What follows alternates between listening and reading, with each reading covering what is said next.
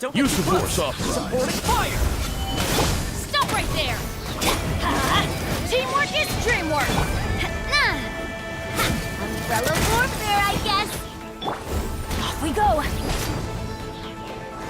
Fire it up! Resistance is futile. Save Feeling yourself. lucky? Pretty sharp.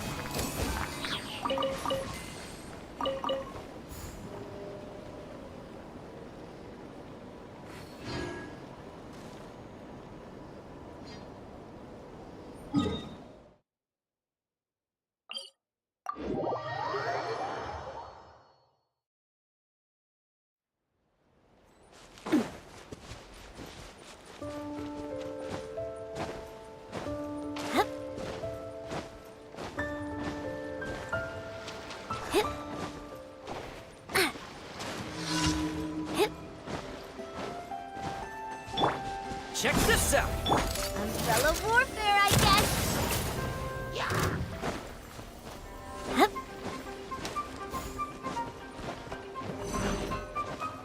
Umbrella warfare, I guess!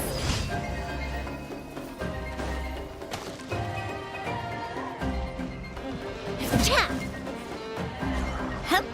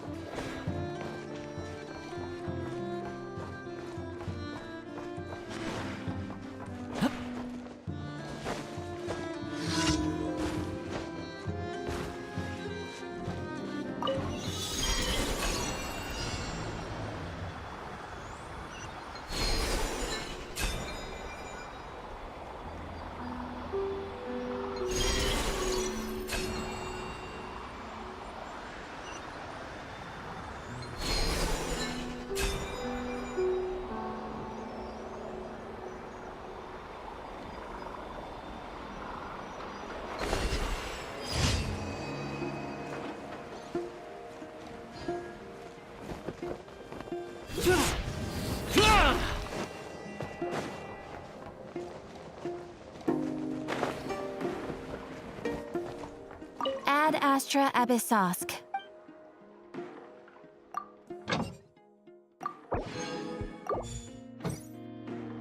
Ad Astra Abyssosk. Thank you for completing today's commissions. Here is your reward.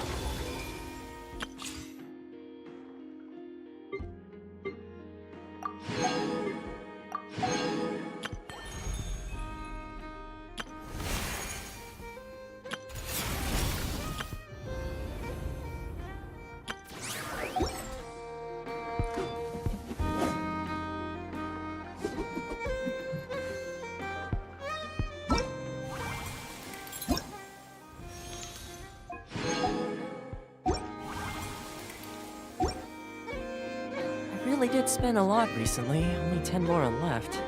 Still, 10 more is better than no Mora.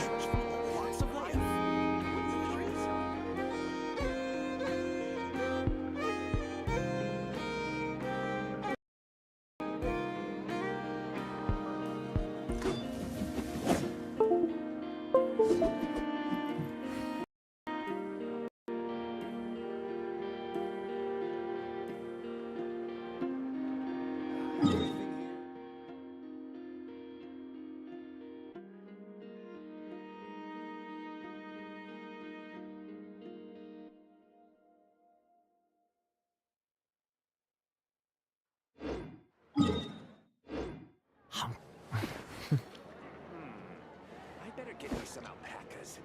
Once they've hauled everything over. This land holds nothing but promise for adventurers from all walks of life. Wouldn't you agree?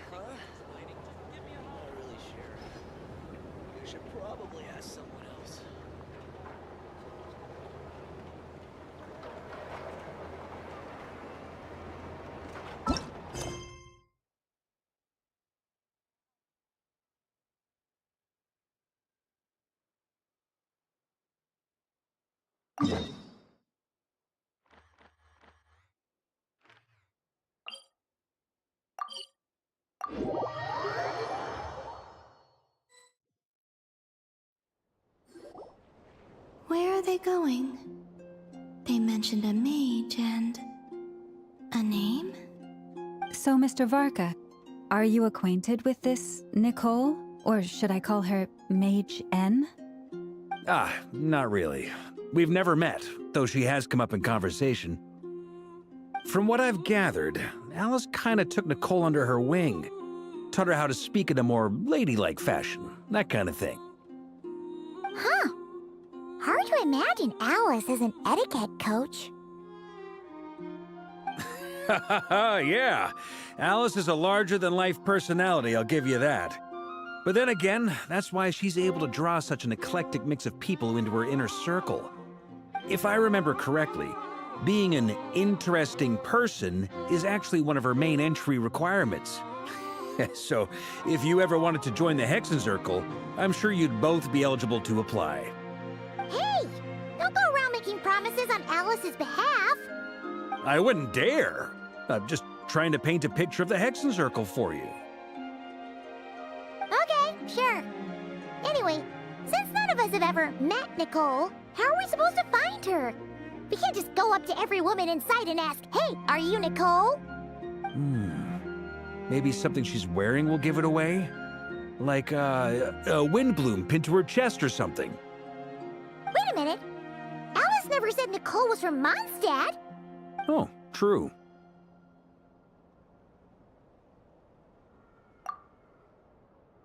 That would be this young lady, then?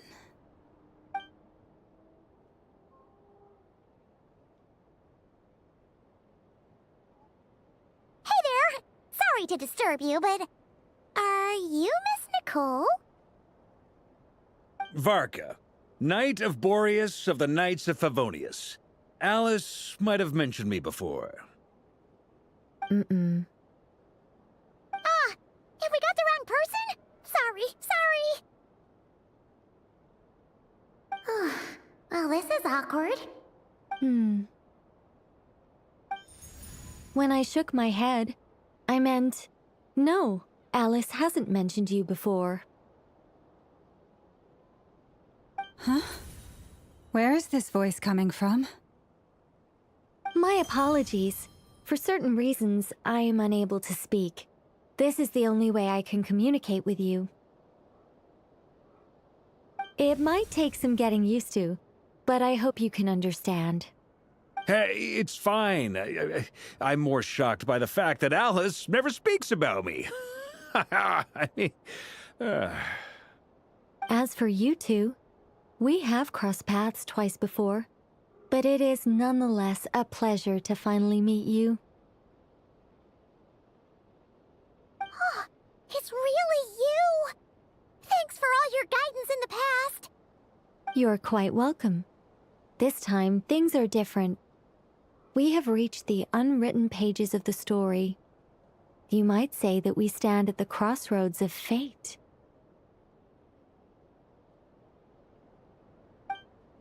Now then, allow me to formally introduce myself.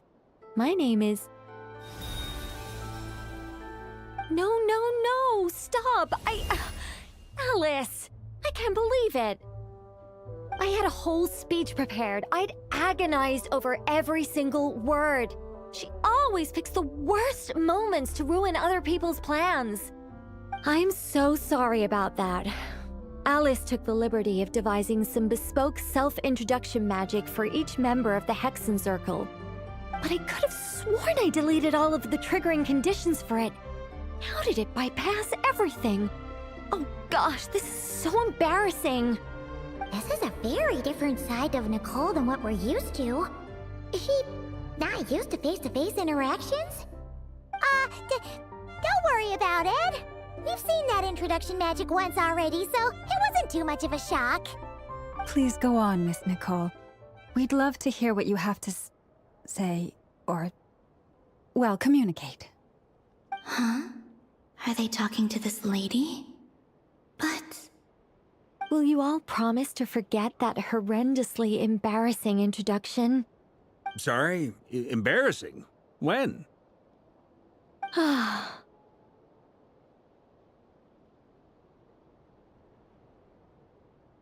Yes, my name is Nicole, and I am one of a very few angels who have retained both their preferred form and their power. The Traveler and Paimon should be no strangers to this concept. There is another of our kind in Natlan. They call her the Lord of the Night. All right! Paimon remembers her! Yes.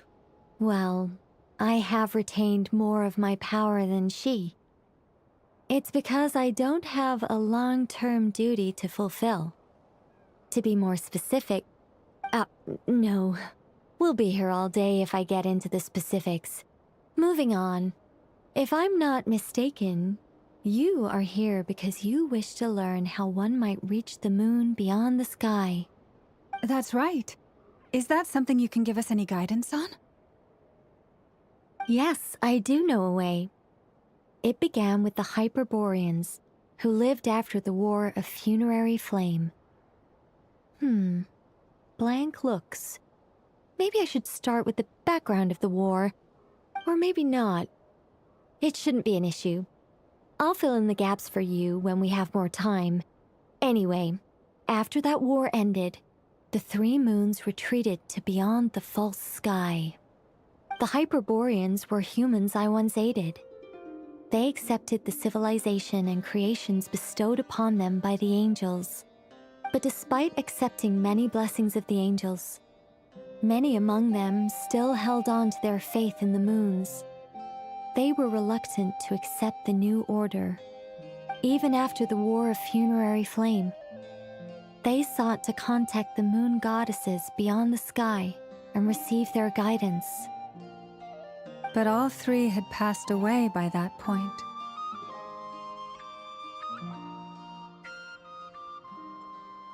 This mage has a unique method of communicating. Is she talking about the moons? Yes, but they did not know. And so, still they prayed for the moon goddess's mercy.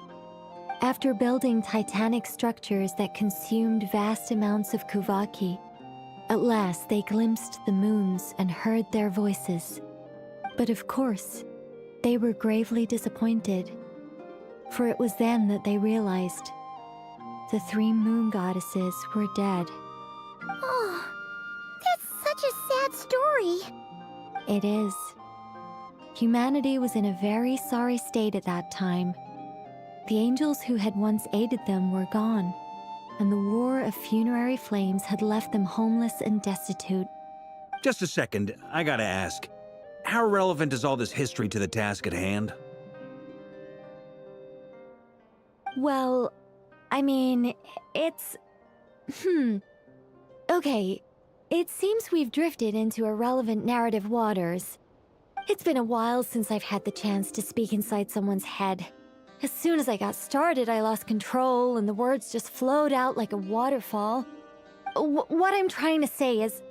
Right, yes, that's it. The relevant part is the ritual created by the Hyperboreans.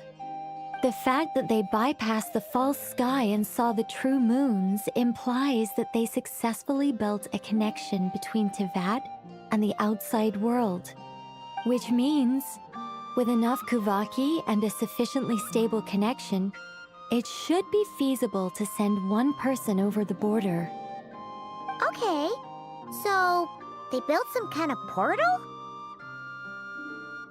Oh, yes. A portal. Yes. Is something wrong? You sound disappointed. I just didn't expect you to summarize it so well. It turns out I could have said all that in one word, if only I'd managed to think of it. No, please, it's fine. This is invaluable knowledge. I'll be sure to record and preserve everything in writing. Oh, really? Well, in that case, I suppose I could backtrack and add some more detail. I did gloss over a few things so far. Whoa, whoa, whoa, time out. Let's summarize what we've got first. The Hyperboreans were the last ones to use this method, right? So we somehow need to find whatever structure they built and make sure there's enough Kuvaki to power it up. Luckily, we have the moon marrow of both the eternal and iridescent moons, so we're all good for Kuvaki. Which means the key issue we need to focus on is finding the place. Am I right so far? Yes. Although I expect the structure is long gone by now.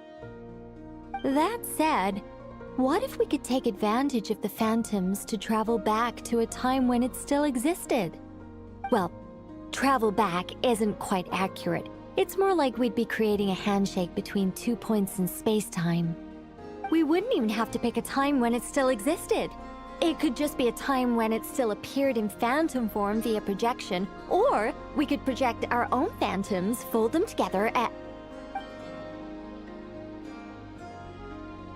You look lost. Was that too hard to follow? Yeah, things got a little, technical there. Paimon's brain is reaching capacity. All right. Let me think about how to put this more simply. Okay, got it. Over the next few days, I'll search for phantoms that we can use. Once I find one that meets the criteria, I'll let you know and we'll regroup. By completing certain rituals, specific individuals will be able to enter the phantom and make it to the Hyperborean structure. If everything checks out, and it looks feasible, we'll just need to wait for Moon Prayer Night, and we can send the Moon Goddess back home. I'm really skimping on the detail here. Is this making any sense at all? I think so. For now, we'll just wait to hear from you. Yes. Basically, yes. Great. Counting on you. In the meantime, we'll focus on finding the Moon Goddess's name. My name? Are they looking for a way to stop me from disappearing? Excuse me, Miss... Go on, Miss Nicole. This conversation was a little all over the place. I didn't catch your name. I am Lauma, of the Frost Moon Scions. Ah, I did wonder. I noticed that you listened very intently when I spoke about Hyperborea and the moon's history. If you'd be interested, I'd love to visit you this evening and go through it again in greater detail. Also, if you were serious about making a record, it would be too risky to simply write down the raw details as is. I would suggest some tweaks. Maybe rewrite the stories as fairy tales or fables, perhaps even prayers. Anyway, we can cross that bridge when we come to it. So, see you later then? Oh, and no need to prepare anything. Just a cup of tea will do. See ya! She seems friendly. It's just... It's so nice to find someone who's actually willing to listen. I've been dying for a chance to finally go through all this systematically from start to finish. Any longer and I'd probably start forgetting it. Now Paimon gets why Alice told us to mind our heads. Ha ha ha ha! What did I tell you? A lot of quirky people in Alice's orbit. Now then, the next order of business is, where do we start looking for the Moon Goddess's name? Maybe the rest of what Nicole has to say might give us some clues. Once I've heard her out, I'll summarize the salient points and share them with you all. I'm also inclined to review our other documents. Yes, our faith was first established by our Hyperborean ancestors, but many of the more factually accurate records are from after Kutar's birth. Sounds like we're gonna follow Columbina's journey through Devat, huh? In that case, we'll start by heading to the Frost Moon Enclave. Sounds like a plan. Take this with you. I'll see about getting in touch with the Fatui. It'll probably just be Arlecchino and Sandroni again. They're the only ones who would want to help. Thank you, Mr. Varka. Ha ha ha ha ha! Don't mention it. Honestly, I'm more comfortable dealing with the Fatui than prying into the details of a young lady's childhood. Catch you later. I should follow them, just in case there's some way that I can help.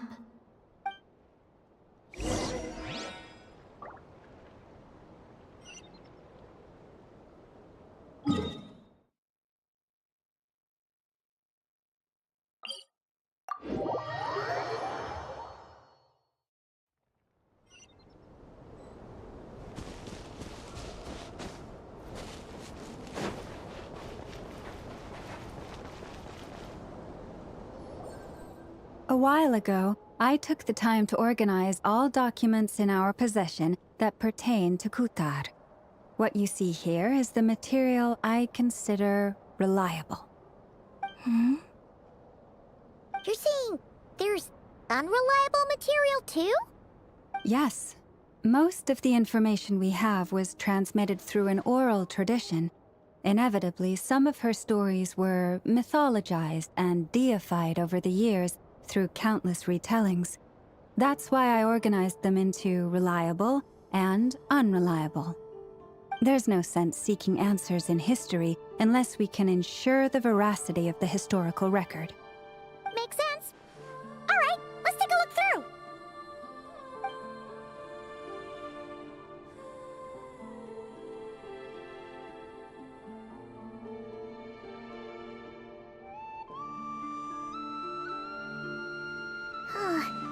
Almost all these records refer to Kutar instead of Columbina. Although neither of those is her real name. Paimon's not sure what point she's trying to make. What we can gather from these records is that the Frostmoon Scions worshipped her as a god, placing impossible expectations upon her. I cannot fault them for their earnest faith, but for all their devotion, worshipping her day in, day out changed nothing. I imagine that none of it resonated with Columbina. It wouldn't surprise me if, even back then, she had already begun to reject the name Kutar and everything it represented. Lama speaks the truth. When I heard them call upon Kutar with hope and expectation in their voices, they may as well have been calling upon somebody else.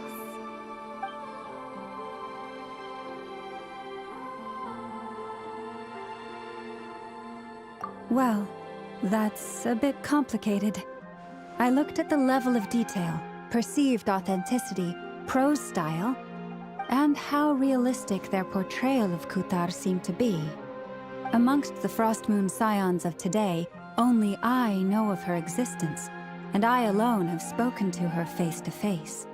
As such, I know that there are certain things she simply would never do. That being said, I have sensed some changes in her Changes? Me? Seems like this is getting us nowhere. For what it's worth, why don't we check the unreliable sources too? Sure. Give me a moment.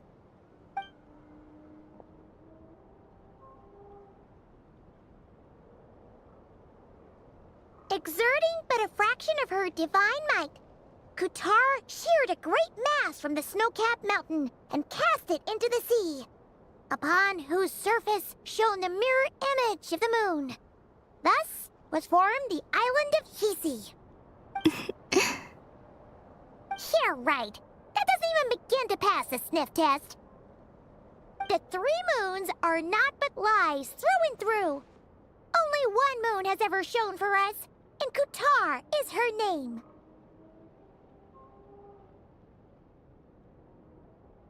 The vast majority of ancient texts are filled with fanciful tales like these. I trust you understand my criteria a little better now. Kutar did not speak, merely gazing into the distance in silence. And where her gaze landed, this was her prophecy. Clearly, whoever wrote this text never even met Kutar. Otherwise, they'd know that her eyes are always closed. What about you, Traveler? What are you reading? Come on, let Paimon see. The child wished to build a wooden nest with which to shield a fledgling bird from the cold. But being so young and lacking in strength, the child could not snap the branches from the trees. Kutar was passing by. Upon seeing the child, she summoned forth the Kuhenki, who built a beautiful nest for the child. I remember that.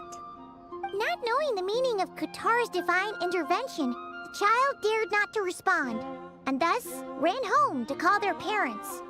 But Kutar was gone. The Moon Chanter declared the event a miracle and took the nest as a relic, placing it on high for all to see. The child was named as one favored by the goddess and was greatly respected amongst the people. Yet, no further miracles were bestowed, and this matter was forgotten in but a few years. Huh. Any thoughts after reading that?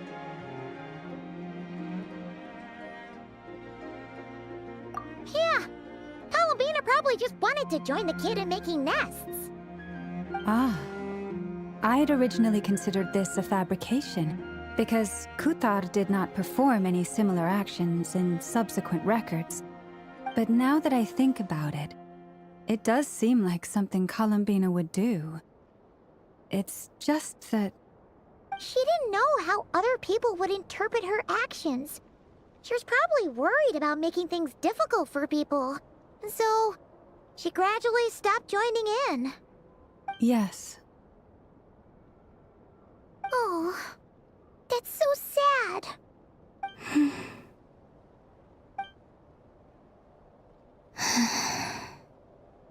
And now, I can make no such gestures of warmth, even if I want to.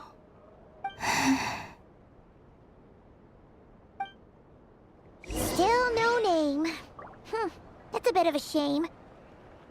But we did learn some interesting stories. That's gotta count for something. Barca said he was gonna set up a meeting with Arlecchino and Sandrone, right? Let's go back to Nasha Town and see how he's doing.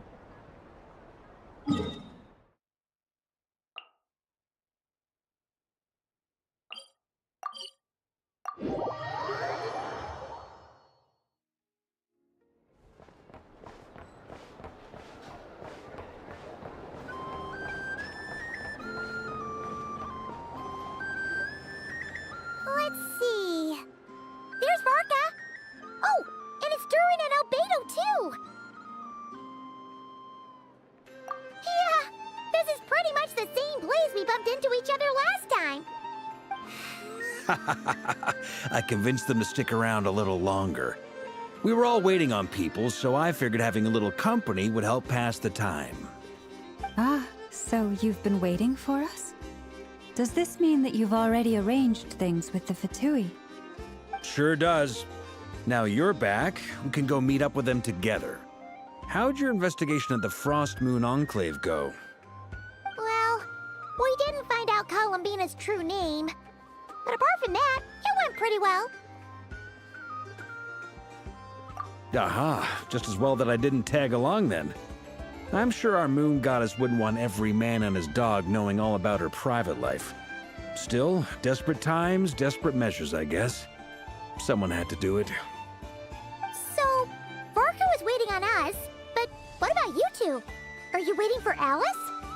Oh, no. We already met with her. We discussed that experiment I mentioned to you last time. Oh, and she also handed me this communication device.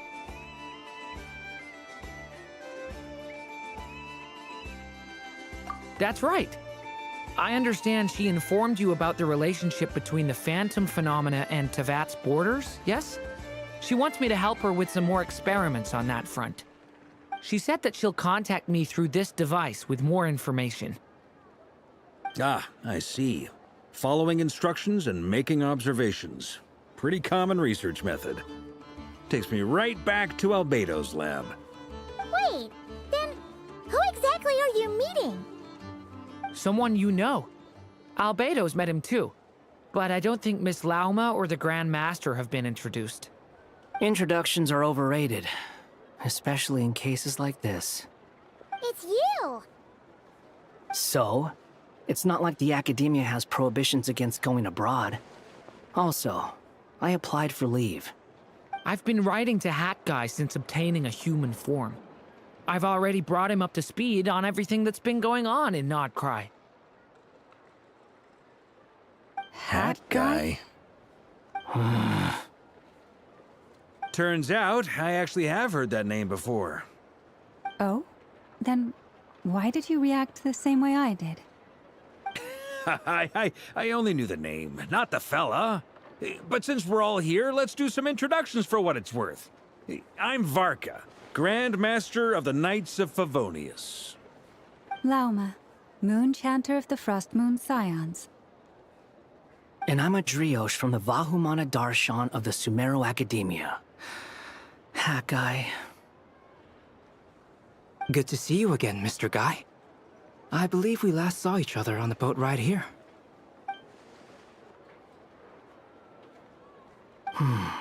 Mind you, the only reason I came here is because there's someone I want to look into. Who's that? The Doctor, also known as Dottore, second of the Fatui Harbingers. From the tone of your voice, it sounds like there's bad blood between you. I was reviewing our archives and noticed that a lot of information about him was missing. Left a bad taste in my mouth. That's all there is to it. Dottore, or Zondique, as he was then known, once studied at the Academia, but he got kicked out before he could graduate.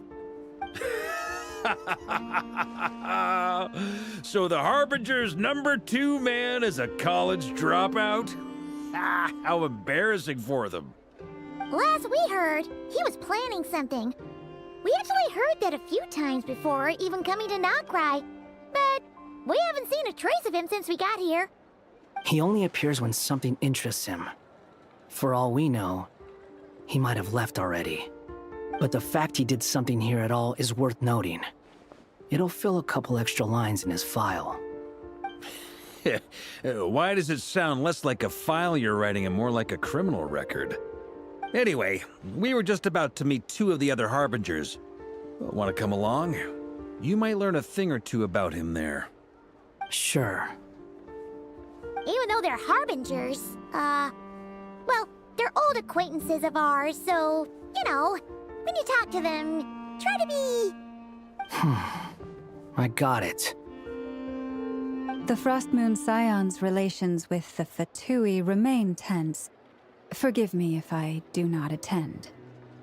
In that case, we'll continue assisting Miss Alice with her experiments.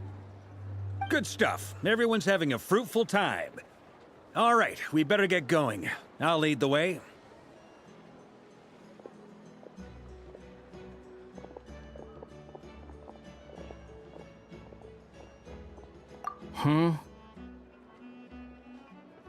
Well, yeah. That's obviously part of it. But I'm not the only one who has a score to settle with him.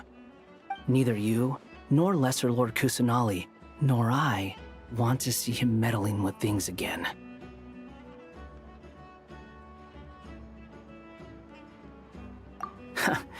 What's the hurry? Don't worry. Pigeons always know which way home is.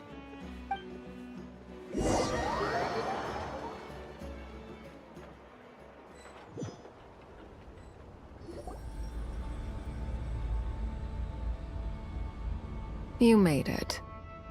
Who is this? A scholar from Sumeru. They call him Hat Guy. He's an old friend of the Travelers. Wait, this is the Academia representative you wrote about? He doesn't exactly look the part. I believe this will prove my identity. You'll notice it bears the seal of the Sanctuary of Surasthana. Well, what do you know? So it does. All right then. My mistake. It's fine. I expected as much. What? So as I mentioned in my letter, the Academia's got its eyes on Dottore. But this matter remains top secret. Apart from those assisting in the investigation, the fewer people who know, the better. If anyone asks, I'm here in Nocturne to pursue my personal academic interests. Gotta say, Marka, you did pretty well to keep all this under wraps for so long. Sounds like you got in touch with the Academia about this way back. you flatter me.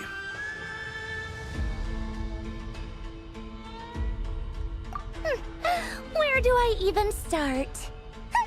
Remember that time we fought Rerir at Star Sand Shoal? He sure let me have it then, didn't he? I'll bet Dottore had that all sketched out, with me as his convenient little pawn. He could not care less about us if he tried, but hey! The feeling's mutual. Does Dottore really strike you as the sort who values his relationships with his colleagues? Fair point. Definitely not. Which is why I always keep my guard up whenever he starts making suspicious moves. To that extent, our motivations align. On top of which, I consider you trustworthy people. Now, back on topic. In the wake of the Reikir of Solnari episode, Sandrone and I grew suspicious about Dottore's complete inaction during the entire affair. So we tried to find out what he'd been up to, but unfortunately to no avail. He never lets anyone in on his plans. The more he cares about something, the more secretive he gets. Indeed. Perhaps he believes that by keeping a low profile, he can avoid trouble. But that trick isn't going to work on his colleagues. Yeah, I mean, he's been researching the ancient moon's remnants. And he's been trying to get his paws on the moon marrows. Only an idiot would believe he doesn't have something more planned. With this in mind, I returned to Snezhnaya and relayed my thoughts to Her Majesty the Tsaritsa, entreating her to have him recalled. That's pretty direct. Did the Tsaritsa agree? Yes. I made it abundantly clear that the Fatui's business in Nodcry is almost concluded, and we do not need 3 harbingers in this territory. Her Majesty concurred. Accordingly, Dottore has returned at her orders. I imagine he is continuing with experiments, which no one besides he would ever have any interest in. Common sense might mean nothing to him, but he's not stupid. He knows that no good can come from opposing the Tsaritsa. Smarts alone won't get him all the way. He needs the Rooster's resources and Regrator's Mora, both of which the Tsaritsa can strip from him by waggling a finger. But doesn't he have a track record of publicly following orders while going against them in private? He probably has it down to a fine art by now. Wouldn't put it past him. We worked together on a research project once. Only briefly, but it was enough to show me that we're fundamentally different people. He has no interest in doing things methodically, stage by stage. His thoughts jump all over the place, and the moment his curiosity is satisfied, or he gets the results he wants, he disappears. The only similarity we share is that, once we set our minds on doing something, we will see it done, whatever it takes. Well, we definitely saw some of that in your battle with Rerir. You got so competitive. Ugh, do not remind me. Then I believe we all concur. Dottore will not simply give up. Fantastic. Now this is turning into a whole day of unpleasant memories. Ugh. Are you talking about the moon marrow stuff? He also strikes me as the kind of person to disregard experimental regulations, ruin all the equipment, and go way over budget. Then leave the first person he can find to deal with the fallout. Exactly! This one time, he was running some high-temperature experiment and the substance exploded. But does he care? No! He orders his subordinates to open the device so he can observe the results, which causes the gas inside to leak out. That gas was poisonous! If I hadn't been there, who knows how many people might have died. And after all that, he left, while I was still cleaning up after his mess. What a waste of time, he said. Waste of time? The nerve! He wasted my time! You've been bottling that up for a while, huh? Hat guy, I must say, you seem awfully familiar with internal Fatui affairs.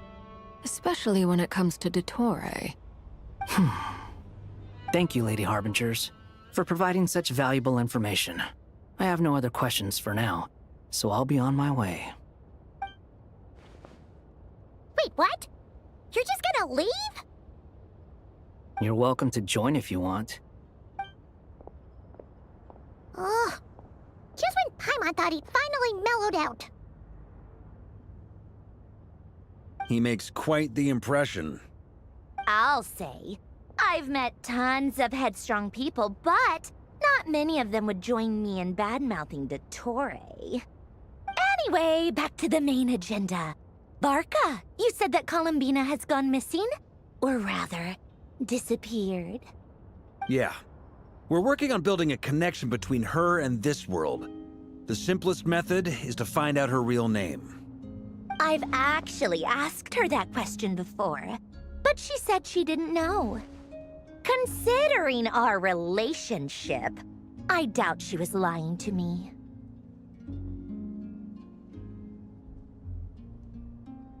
As far as I recall, she was never dispatched by Her Majesty to claim a gnosis or anything like that.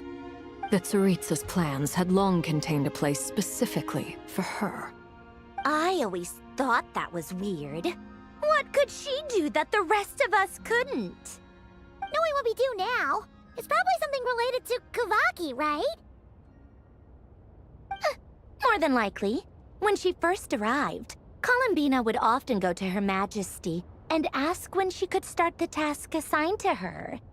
But Her Majesty always gave the same reply. The time has not yet come.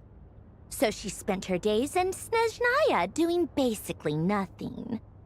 The Tsaritsa has summoned a beautiful blind maiden to be a harbinger, giving her the third seat by virtue only of her enchanting voice. It was a dumb and stupid rumor, but the reality of the situation made it hard to refute. And what happened after that? I imagine she stopped caring. She no longer seemed to care why she had been recruited, and Her Majesty never gave her any missions, so she just continued to sing in the flower garden. For my part, I was busy. So busy, in fact, that watching someone be that idol had me fuming. But still, I got the sense that she had long been used to a life of other people claiming she was needed when she wasn't. I just felt that having a place to stay would cost me something eventually. And so I waited quietly for the day that I would have to pay the price. And on the other end of that spectrum, you had me. Someone once told me that I had the lousiest work and the toughest luck. That's a good way of putting it. I forget who said it, but those words have always stuck with me.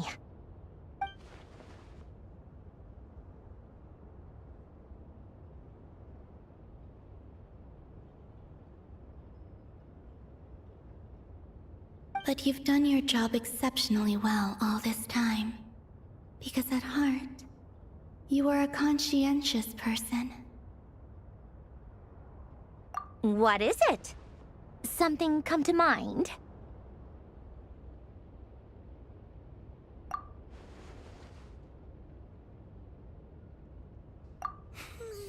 That makes sense. Nothing screams you are needed like your name shouted from across the town. Well, good luck with it. But if you ask me, Columbina is still the most shoutable name. I'm just so used to it now, after all the arguments we've had. I can't be bothered trying to remember another name for her. Nor I. Sandrone. Harlequino.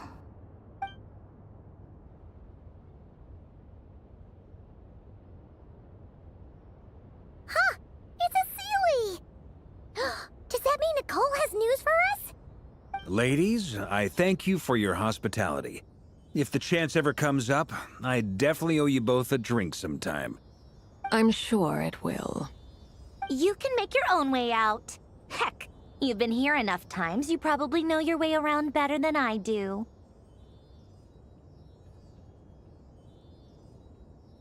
Okay! Time to do what adventurers do best. Follow that Sealy!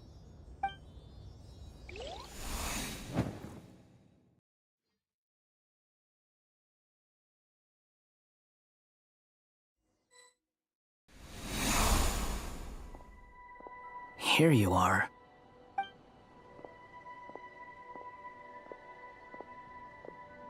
Oh, hat guy. How come you're back so soon? Did things go all right with the Fatui? Fine. Dotori's been summoned home by the Tsaritsa. Couldn't get much more than that.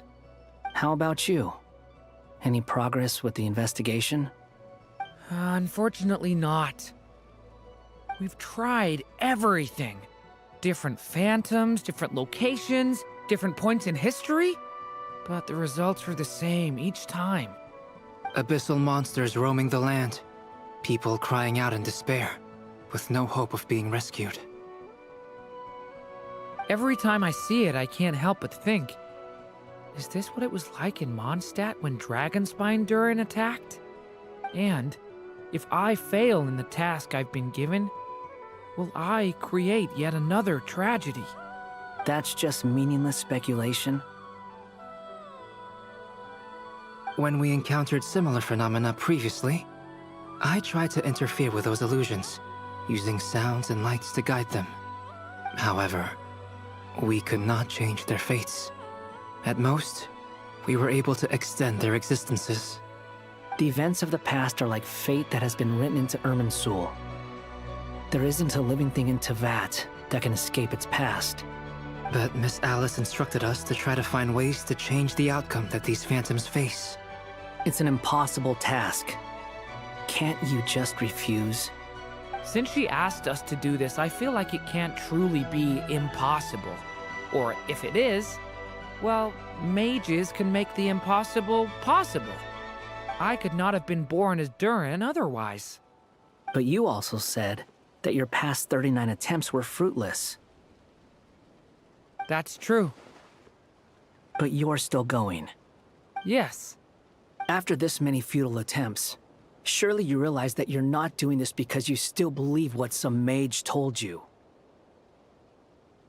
It's because you want her hypothesis to come true. It's something you wish for deep inside. So, think for yourself about what you want to do. As long as you don't believe it's futile, it isn't. Yeah. Previous experience indicates that we cannot touch the phantoms, which limits the effectiveness of our interventions. If we want to clear this hurdle, we need to break this rule somehow. Same thought here. Following the same rules means repeating the same failures. Reducing ourselves to mere playthings of fate. So you mean we need to figure out a way to make contact with them despite knowing that we can't? Yes, and I suspect that's something only you are capable of. Everything in Teyvat is logged in Irminsul, but the withering that once occurred in Sumeru was a sign that the Great World Tree was being corrupted. This corruption allowed things that should not have existed in Teyvat to appear. This is tantamount to rewriting reality to an extent. You're saying abyssal power might be able to affect those phantoms? No one's ever tried it before. If you're gonna try it, it'll take courage.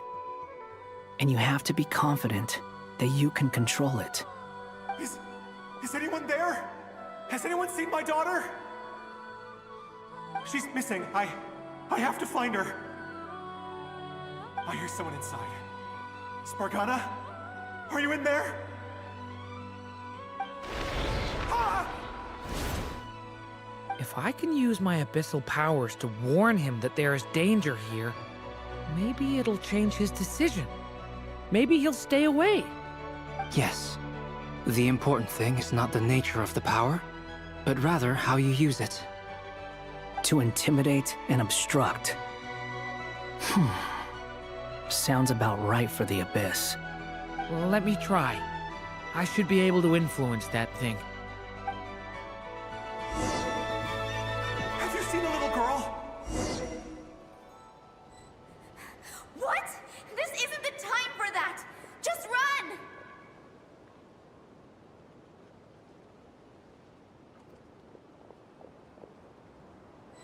I hear someone inside. Spargana? Are you in there?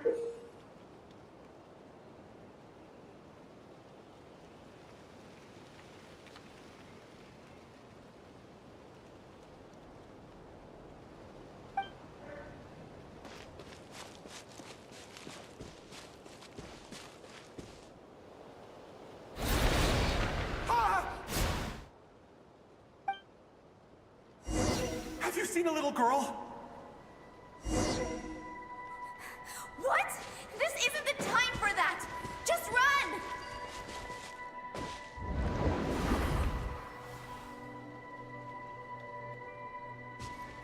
I hear someone inside. Spargana? Are you in there? What is this? Looks dangerous. I should get out of here.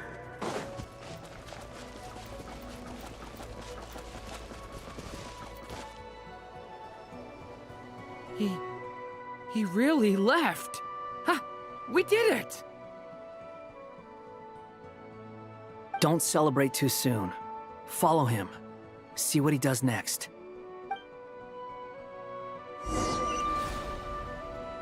Monsters approaching from the front. You need to stop them and create an opportunity for him to hide.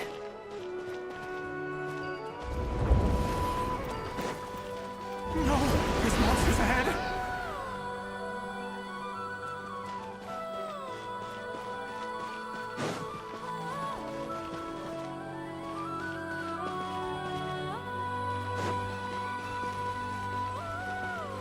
Huh?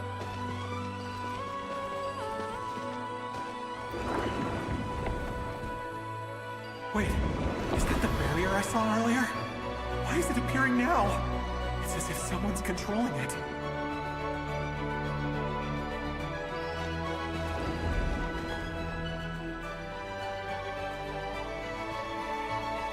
The monsters are gone.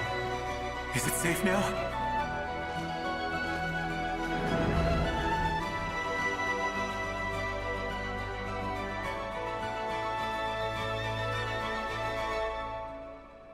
The barrier's gone too.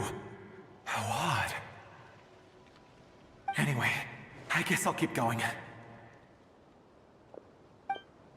Quickly, let's keep up.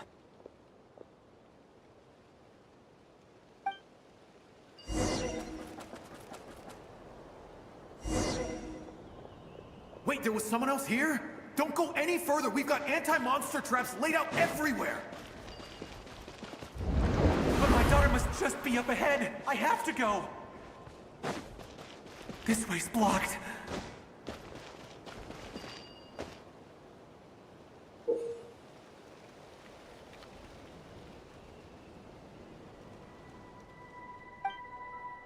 We might be able to use the explosives over there, but we need to take care not to hurt him.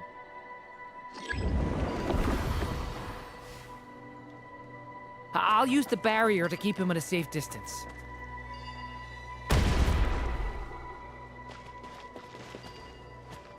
This barrier seems to be helping me somehow.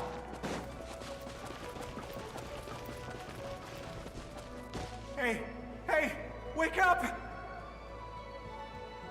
Oh, no good. Gotta keep moving ahead.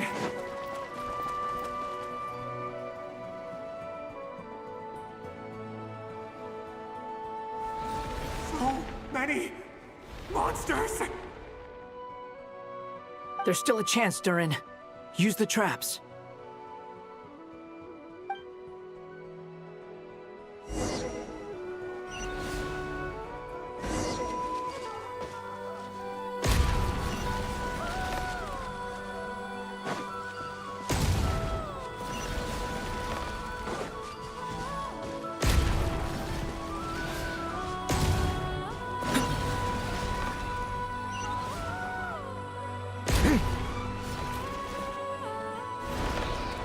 Help me!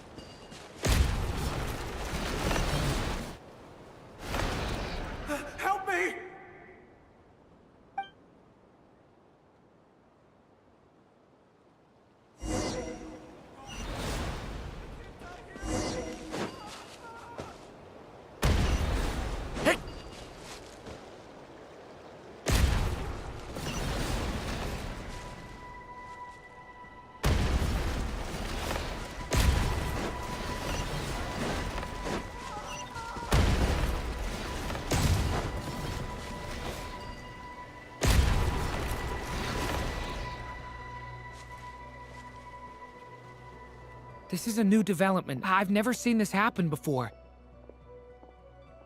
We might just be able to save this person.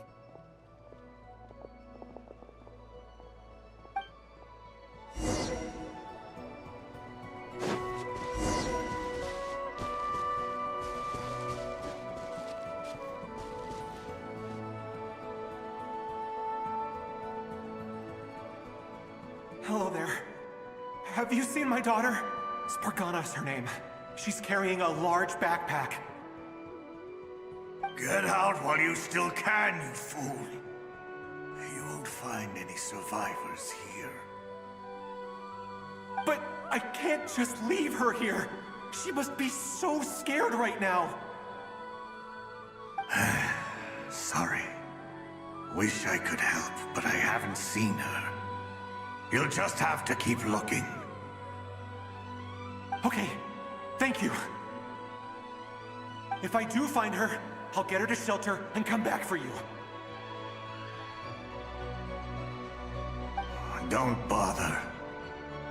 I've got nowhere left to go.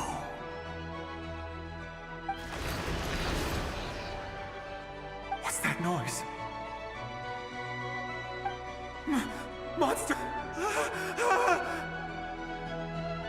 No, if he goes inside, he'll be walking into a trap. Let's try this once more. This time, we have to stop him.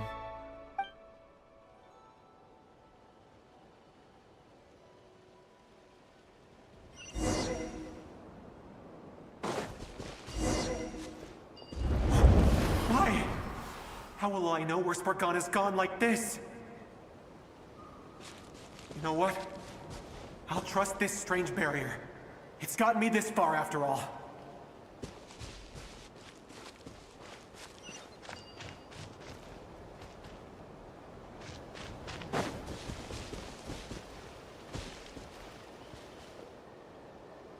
Spargana, are you there?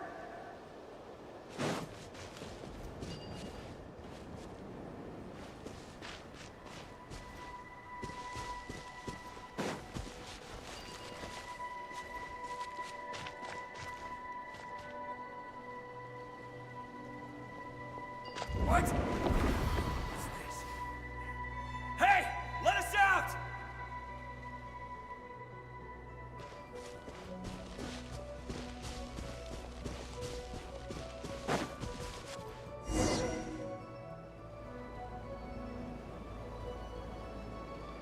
Huh? That looks like one of my daughter's books! Thank you. Thank you! Yes, it's one of hers for sure.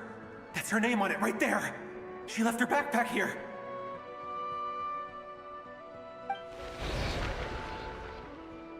Durin, just like last time. Use the explosives.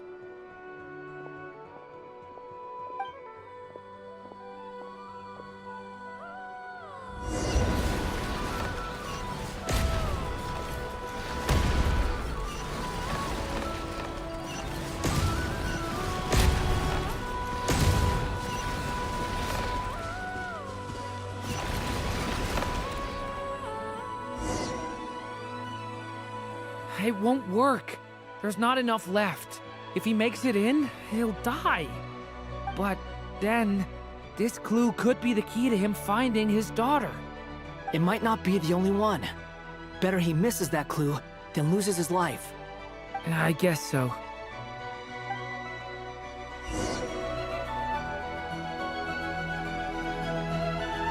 Stop him, Durin. We can't let him get any further in. It's my daughter's book! She's passed this way! Why? Why won't you let me go in? I've searched and searched and searched just for this! But how will I find her without any clues? I no longer have anywhere else to go.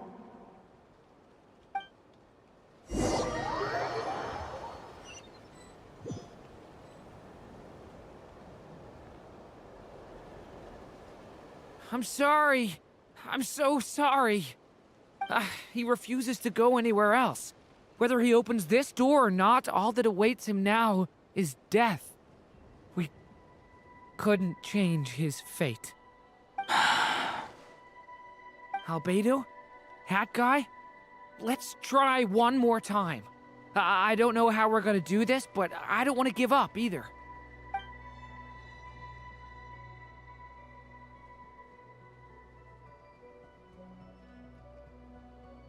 Why am I here? What's going on? All these scenes running through my head. Where are they from? Huh? What's going on? His reactions have changed. How many times have I... What's happening to me? Huh? Wait. Who are you? You can see us now? I feel like I always could, but that I only just realized you were there. I'm sorry, I don't know how to describe what I'm feeling. But you were the ones guiding me using that marked barrier, right? I haven't done anything yet, but those monsters, those deaths, they feel like memories. Like things I really did experience. I won't find my daughter. In fact, I'll ultimately die trying to find her. Isn't that right? Well, no, it isn't. Yes, it is. Even so, we're trying to find a way out of this. You've not seen my daughter either, have you? It seems she really isn't here.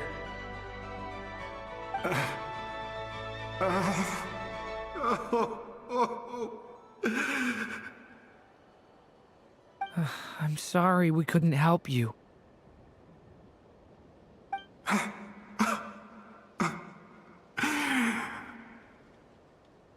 I'm just tired.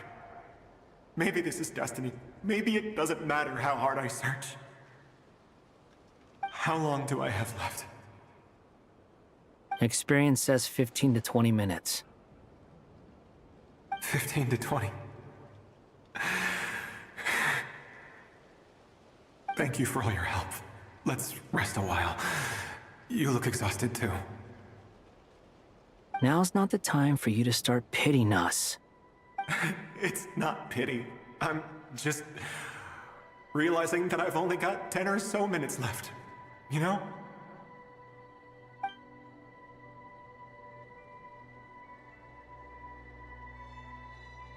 You say you're from Mondstadt, yes? A place with windmills, where people enjoy limitless freedom? And you're from Sumeru, where they've built an academy into a giant tree?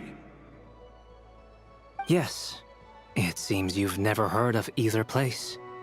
Those names are unknown to me, I'm afraid, yes. Have you heard of Hyperborea? I have, but I heard that it was destroyed in the distant past. I see. That was where my ancestors once lived. What about Delphi Pytho? Was it later rebuilt? I've never heard that name. Then what about Sal Vindaknir? I have seen that name on stone tablets on Dragonspine. But I'm afraid the only things left of that place are its ruins. I see. Sure enough, there was no way to turn this around, huh? I'm sorry. I was the one who asked to chat, but it seems like we're too many ages apart. There's barely any common ground to start from. It's all right. We did hear something new, at least. From how you speak of your lives, things must be going all right for you, I guess. They are. Mondstadt is a place of freedom and happiness. There's a lot of good people in the church and the Knights of Favonius, and even outsiders find that it's an easy place to feel at home. We have festivals a few times a year. Everyone gets together to drink, sing, and be merry. Sumeru is a lot more uptight. Not really the kind of place where you can relax. It's a nation fraught with problems wherever you look. But if all you want in life is to seek knowledge, I guess it's pretty much paradise. That's wonderful. In other words, after this all-devouring black tide passed, humanity did not merely avoid extinction, but rose to build prosperous civilizations anew. I mean, I can see you all right now. That must mean the future isn't a total mess, right? That's true. Well, time's almost up. Let's part ways, I think. Might be best if you don't waste too much time on me. The chances are slim, I know, but I'd like to spend these last few minutes looking for Spargana. If things work out, I'd love to tell her about what I've heard. May we meet again. Well, or not, most probably. In that case, may your wishes come true.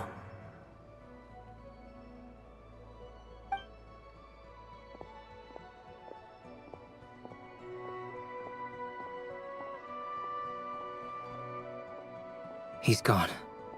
In a few minutes, he will meet the end that was his to begin with. The ending of this tale did not change, but I believe that we've just made the most progress we have yet. May your wishes come true. If only it were so simple. Hat guy, could I ask you a question?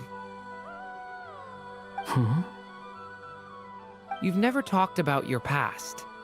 It seems complicated, and it weighs heavily on you, too. Would you be willing to tell me about it? I mean, sometimes it's better to get things out in the open. Take that guy we try to help, for instance. At least he said goodbye with a smile, right? I know about Albedo's past. Our experiences are very similar, and he created me. As for you, you're my first friend, and you've witnessed every step I've taken. But by comparison, I know nothing about you. Either way, I mean, we're still best friends. But if I knew more about you, I might understand your thoughts a bit better. I've told you about myself. I'm a student at the academia. And what did you do before that? Prepared for the entrance exam? All right. If you really don't want to talk about it, I won't press you any further.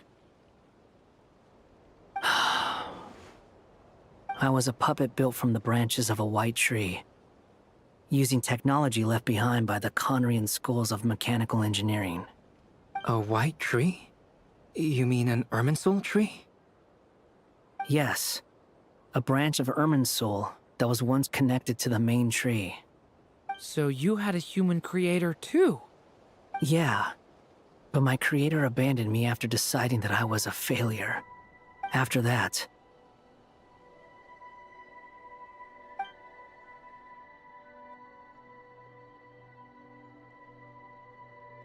Durin.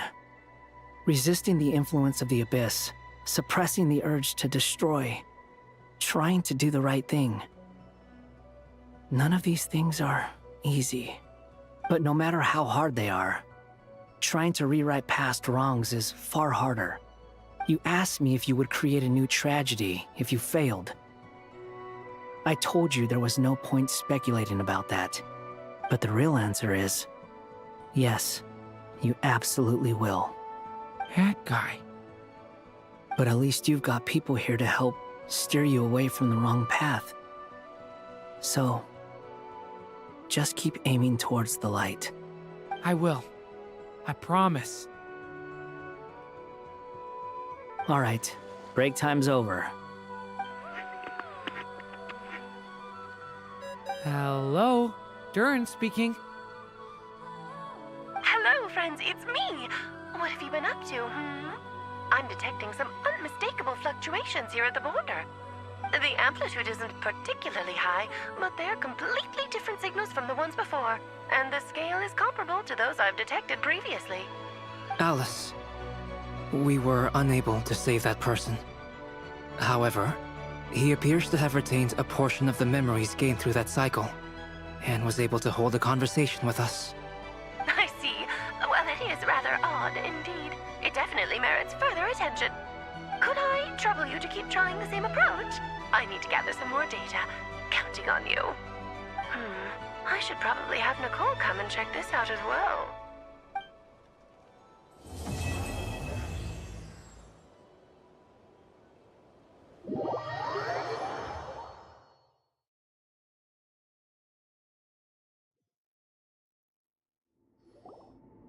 There you are.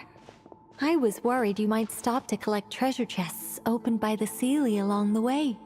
It would have taken you so much longer to get here. Another conversation I cannot hear. I am delighted to see that you understand what takes priority, and that your adventurer's instinct has not swayed your resolve. Really, I must applaud you for it. You should know. Paimon's head. Okay, I'll try and keep it short. My senses are telling me that this is where we shall find the entrance to the ruins. Oh, cool! Well, what are we waiting for? Let's open it up and see! Patience. This was a sanctuary of great importance to the Hyperboreans. A special process is required to open the gate. Oh! Like the place that housed the Eternal Moon's Marrow?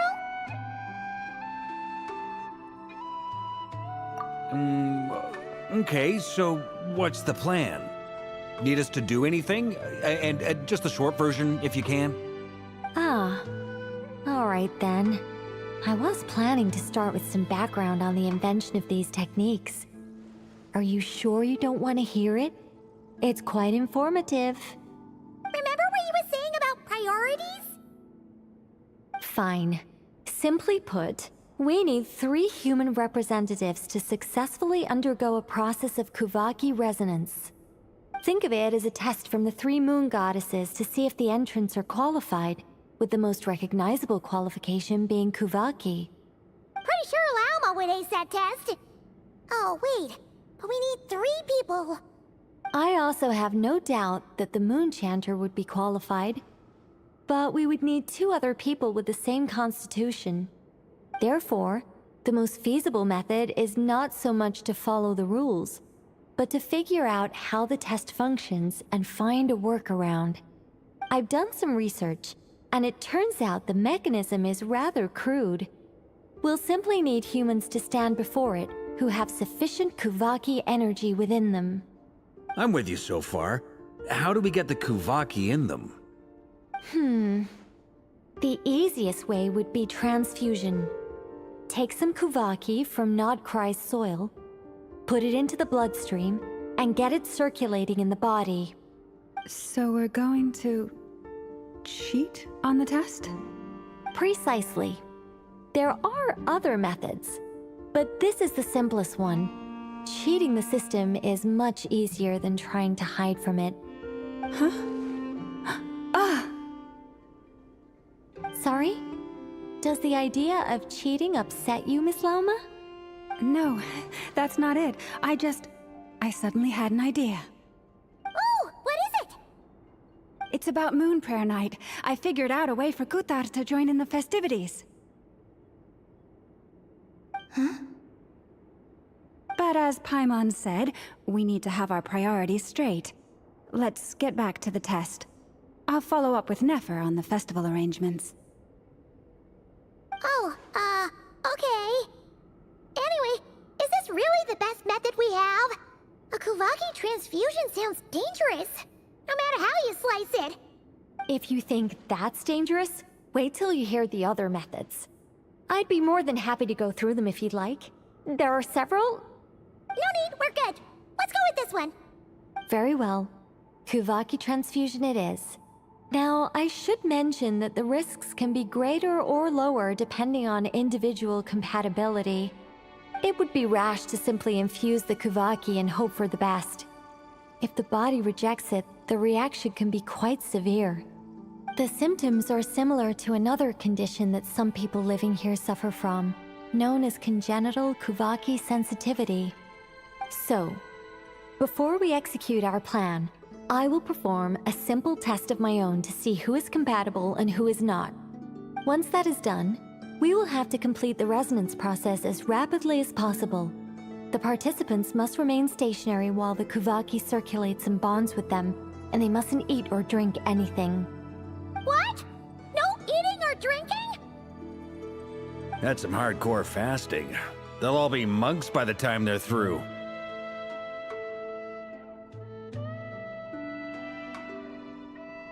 "3 days. Oh, it's so long! And we still need to find 2 more people who are not just compatible, but also willing to volunteer. Fasting? What are they talking about?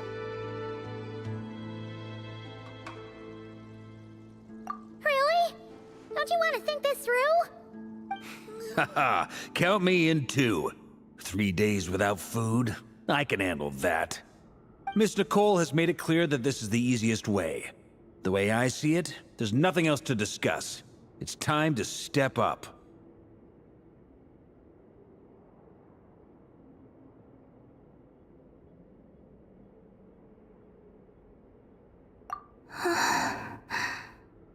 Yeah, you're right.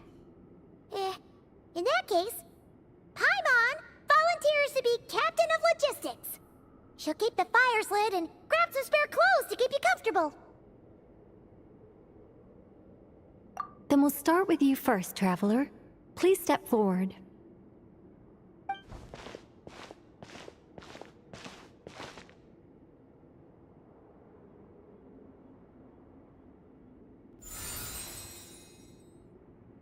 How's it going?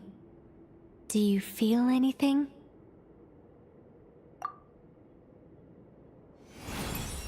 How about now?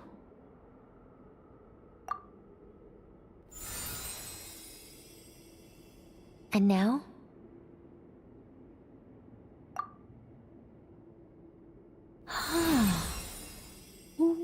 What about now? You guys, it's not a competition, you know. All right, I'm officially impressed. Even as a descender, you can withstand far more than I imagined. It's like I summoned a giant stone titan to arm wrestle you, and your arm hasn't even moved an inch. In my last attempt, I infused 5 times the amount of Kuvaki required. Yes, safe to say, compatibility won't be an issue for you. You're eligible to join. You're next, Mr. Varka. Sure, here goes nothing. All right, I'll start where we left off. 5 times the required Kuvaki dose. Whoa, whoa, whoa, hey, wait a minute. How's it going? No, not great. I kind of want to puke. Feels like I've been drinking too much. A few bottles of wine, then a big stein of Dark Horse. Some hard liquor from Leo mixed in. You think this is funny? I just lost to a young lady in an arm wrestling contest. I'm never gonna live that down. My apologies. I'll lower the concentration and try again. Oh. How's it going now? I'm not as dizzy as last time, but I can still feel it pulsing around. In that case, you wouldn't be an ideal choice, Mr. Varka. Let's try someone else. Okay, let's go ask some of our other friends then.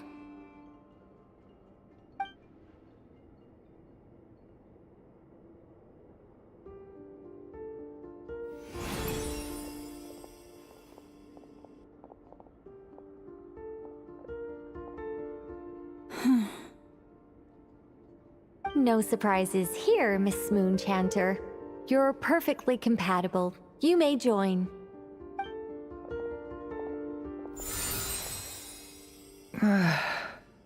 I'm getting a slight headache. Shame. You were so close. Whoa! I'm itching all over! Allergic reaction. We can't have that.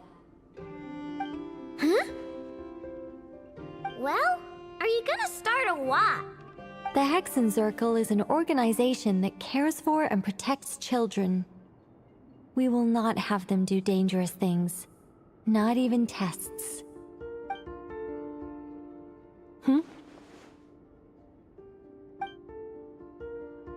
Is something the matter? The candidates have to be human. I guess that rules me out too. Huh. Everyone except the Moonchanter got beaten. Guess I don't need to feel so bad after all. I mean, looks like this isn't gonna be as easy as we thought. Perhaps I could ask for volunteers among the Frost Moon Scions. I'll see about talking to some trusted Lightkeeper colleagues. Itlua springs to mind. In fact, I think we had some former Frost Moon Scions join our ranks recently. Can you give me the scientific explanation for how the test works? I can probably make some kind of test bot. Then we can just zip through Nasha Town, going up to people and pressing a button to check their status. Wouldn't that be way easier? No. Wow! No elaboration for once. How about I contact the Knights of Favonia's garrison in the Wave Chaser plane? Shame that Lohan's already left. And that guy's even tougher than I am. Strange. The Moon Goddess is clearly revered by many people. So why is she on the brink of disappearing? She mentioned that the world has rejected her from the very beginning. And when we fought the Reikir of Solnari, it seemed like she exhausted her power for our sake. Also, I'm not sure revered is the right word for how people feel about her. Gratitude, certainly. For my part, anyway. It's basic reciprocity. She helped us, so she deserves our help in return. Yeah. Even though she looked like she didn't care, she still saved a ton of people, including me. A review of the relevant data leads me to conclude that Miss Columbina is a good person. Yep, you bet! They really think so? I'm super surprised that Columbina isn't her actual name, though. I think it really suits her. It's light and graceful and... yeah, just a really pretty name. I know, right? Unfortunately, that's not our decision to make. Columbina. That was the code name the Fatui gave me. But it also came up in the song I heard when I was born. But... is that really all there is to it? What do I truly think of my own name? Is there anyone left who will still call me by that name?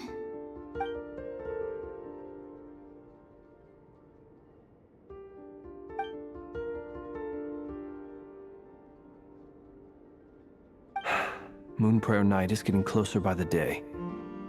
We're running out of time. We need to look for other candidates. Then allow me to try. Huh? What are you doing here? You contacted your friends via the Adventurers Guild. Sandrone has been keeping an eye out for something like that, so she informed me. Since I have the ability to accommodate a moon marrow, I should prove to be a suitable candidate. Arlecchino. When can we begin? I see. We can begin right away.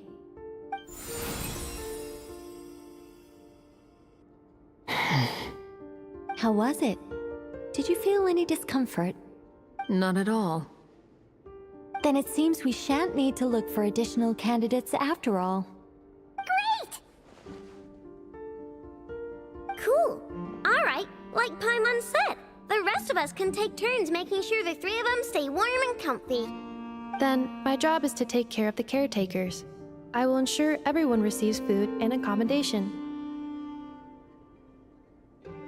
I'm ready as well.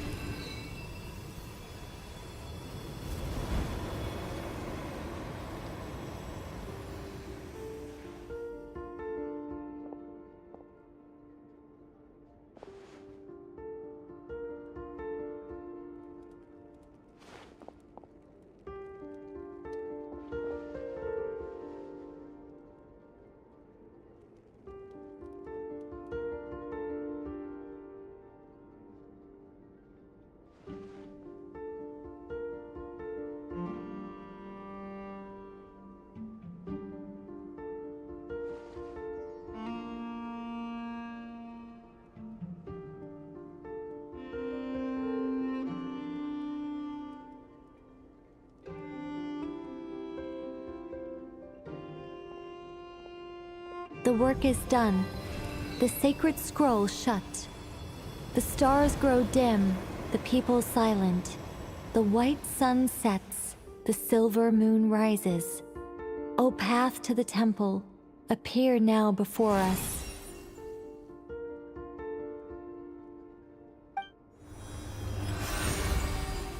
Wow!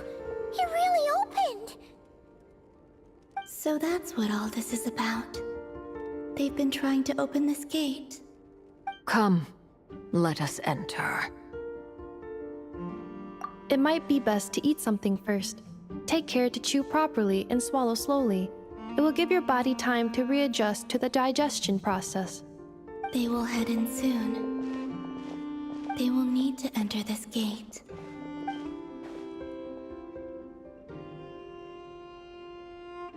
Huh? I cannot pass through. Is it because I have no physical body? It has been 3 days. My strength has all but completely faded. Can I really hold on until Moon Prayer Night?